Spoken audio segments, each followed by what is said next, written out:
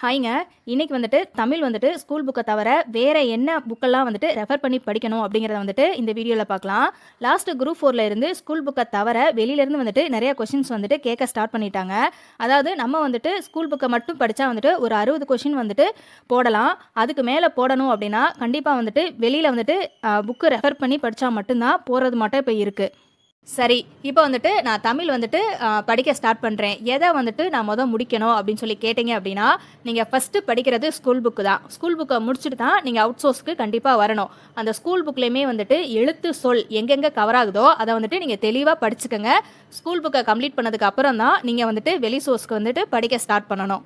Next out சோர்ஸ்ன்னு பார்க்குறப்ப வந்துட்டு இளங்குமரனார் தமிழ் வளம், அப்புறம் பாவனர் தமிழ் களஞ்சியம், தமிழை பிரித்து எழுதுவோம், நல்ல தமிழ் வேண்டுமா, அதே மாதிரி மரபு தொடர், பழமொழி 400, இந்த மாதிரி வந்துட்டு மொத்தம் 15லேருந்து 16 புக்கு வந்துட்டு ரெஃபர் பண்ணி படிக்கிறது மட்டும் இருக்கும்.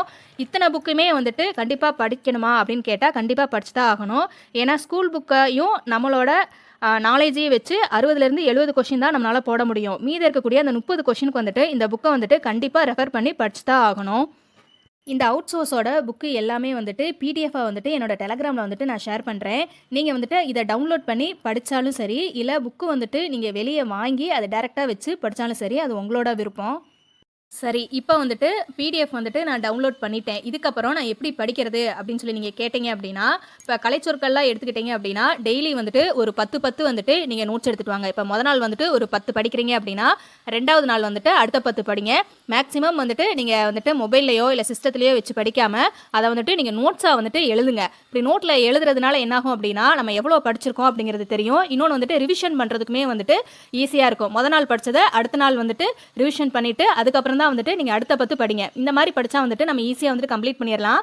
எதனால் சொல்கிறேன் அப்படின்னா, நம்மளுக்கு கண்டிப்பாக வந்துட்டு மே மாதம் எலெக்ஷன் முடிஞ்சு அதுக்கப்புறம் தான் வந்துட்டு எக்ஸாம் வந்துட்டு நோட்டிஃபிகேஷனே வரும். அப்படிங்கிறப்ப வந்துட்டு நம்மளுக்கு நாள் வந்துட்டு நிறையா இருக்குது. அதனால நோட்ஸ் எடுத்து வச்சு படிங்க. தமிழுக்கு மட்டும் இல்லை, ஜிஎஸ்ஆர் இருந்தாலும் சரி, மேக்ஸாக இருந்தாலும் சரி, எல்லாத்துக்கும் நோட்ஸ் எடுத்து வச்சு படிக்க ஸ்டார்ட் பண்ணுங்கள்.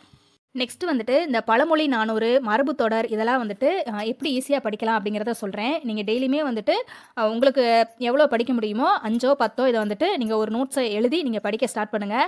அப்படி இல்லை எனக்கு அது புரிய மாட்டேங்குது அப்படின்னா டேஃப் ஐஏஎஸ் அகாடமியில் ஷார்ட்ஸாக வந்துட்டு டெய்லியுமே வந்துட்டு ஒரு பழமொழி 400, அதே மாதிரி மரபு தொடர், இதெல்லாம் வந்துட்டு ஷார்ட்ஸில் வந்துட்டு அவங்க எக்ஸ்பிளைன் பண்ணி கொடுக்குறாங்க.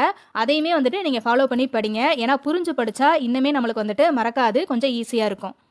ஸோ தமிழை பொறுத்தவரையிலும் நம்ம வந்துட்டு 85லேருந்து 90 கொஷின் வந்துட்டு கண்டிப்பாக போட்டே ஆகணும். தமிழ் தானே கடைசியாக பார்த்துக்கலாம் அப்படின்னு சொல்லிட்டு இதை கடைசியில் வந்துட்டு வச்சு படிக்கணும்னு சொல்லி நினைக்காதீங்க.